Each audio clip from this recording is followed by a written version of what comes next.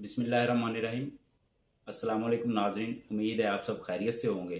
तो नाजरीन, आज मैं जिस मेडिसिन के बारे में आपको बताने जा रहा हूँ उस मेडिसिन का नाम है एस्प्रिन, जिसको हम डिस्प्रिन भी कहते हैं। एस्प्रिन जो है ये खून पतला करने वाली मेडिसिन है, एंटी प्लेटलेट ब्लड थिनर भी इसको कहते हैं। तो ये दो तरह की जो एस्प्रिन होती है जो मार्केट में अवेलेबल है, जिसको डॉक्टर प्रेस्क्राइब करते हैं। एक तो है लो डोज एस्प्रिन, जिसकी मिकदार जो है, जिसकी स्ट्रेंथ जो है वो 75 mg से लेके 100 mg तक होती है। और ये मेडिसिन जो है ये आम पेशेंट यूज़ नहीं कर सकते जो इस स्ट्रेंथ में है। लो डोज एस्प्रिन, इसको सैलिसाइलिक एसिटाइल सैलिसाइलिक एसिड भी कहते हैं। ये कौन से मरीज़ यूज़ करते हैं? जिनको पहले से दिल का कोई मसला हो, जिनको इंजाइना हो, अनस्टेबल या स्टेबल इंजाइना, या उनको स्टंट पड़ा हो, स्टंट डला हो उनको, या कि उनको और दिल की बीमारियां हों, या उनको फालज हो, सीवीए हो, तो उसमें जो है ये लो डोज एस्प्रिन जो है वो रूटीन में यूज़ करवाते हैं। और अब मैं आता हूँ high dose aspirin. High dose aspirin जो है वो उसकी जो स्ट्रेंथ है वो 300 मिलीग्राम होती है।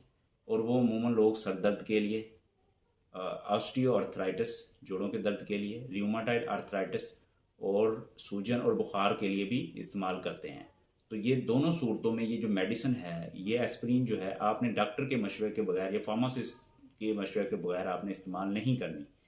तो आगे मैं कुछ इसकी एहतियाती तदाबीर बताता हूँ कि एस्प्रिन जो है उसके यूज़ करने के उसके प्रिवेंटिव मेजर्स क्या हैं, एहतियाती तदाबीर उसकी क्या है कि किन अमराज में ये एस्प्रिन यूज़ नहीं करनी।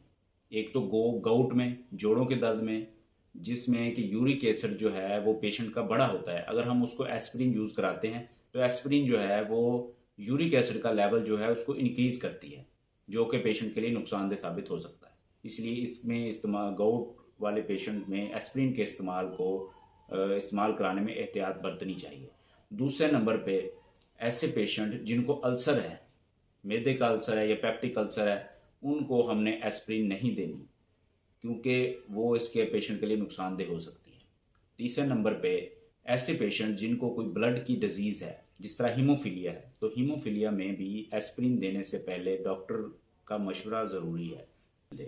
एक और डिटेल बताता हूँ कि कौन सी ऐसी मेडिसिन है जिसके साथ डिस्प्रिन नहीं देनी, एस्प्रिन नहीं देनी, या एस्प्रिन जो पेशेंट ले रहे हैं उनको एस्प्रिन के साथ और कौन सी मेडिसिन है जो नहीं देनी चाहिए। उसमें है नेप्रोक्सन सोडियम और आइबोप्रोफन जो है वो पेशेंट को यूज़ नहीं करवानी, प्रेस्क्राइब नहीं करनी, जो कि ऑलरेडी एस्प्रिन ले रहे हैं। क्योंकि जो एस्प्रिन खा रहे हैं, अगर हम आइबोप्रोफन या नेप्रोक्सन सोडियम देते हैं तो वो एस्प्रिन के एंटी प्लेटलेट इफेक्ट को, खून पतला करने वाले इफेक्ट को डिक्रीज कर देगी, और जो कि पेशेंट के लिए नुकसानदेह साबित हो सकता है। अगर कभी ओकेजनली, कभी कभार कोई पेन में दर्द ज़्यादा हो तो उसमें अगर देनी पड़ जाती है नेप्रोक्सन सोडियम या आइबोप्रोफन, तो फिर आपने एस्प्रिन जो है एस्प्रिन इस्तेमाल करने के 2 से 3 घंटे के वक्फे के बाद आपने पेशेंट को देनी है। अब मैं आपको बताता हूँ पेशेंट जो आर्थराइटिस के पेशेंट हैं, जो कि मेथोट्रेक्सेट टैबलेट यूज़ कर रहे हैं, तो ऐसे पेशेंट को भी एस्प्रिन जो है वो यूज़ नहीं करवानी, क्योंकि वो मेथोट्रेक्सेट के जो है साइड इफ़ेक्ट को प्रमोट करेगी। और एस्प्रिन देने के साथ, अगर हम एस्प्रिन जो है मेथोट्रेक्सेट के साथ देंगे तो वो मेथोट्रेक्सेट के एडवर्स इफ़ेक्ट जो है वो आने शुरू हो जाएंगे।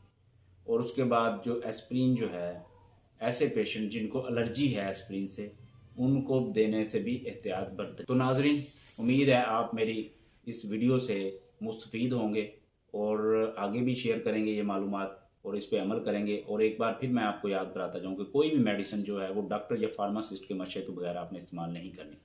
तो ये था आज का वीलाग। तो देखते रहिए डॉक्टर ज़ीशान बशीर। अल्लाह हाफिज़।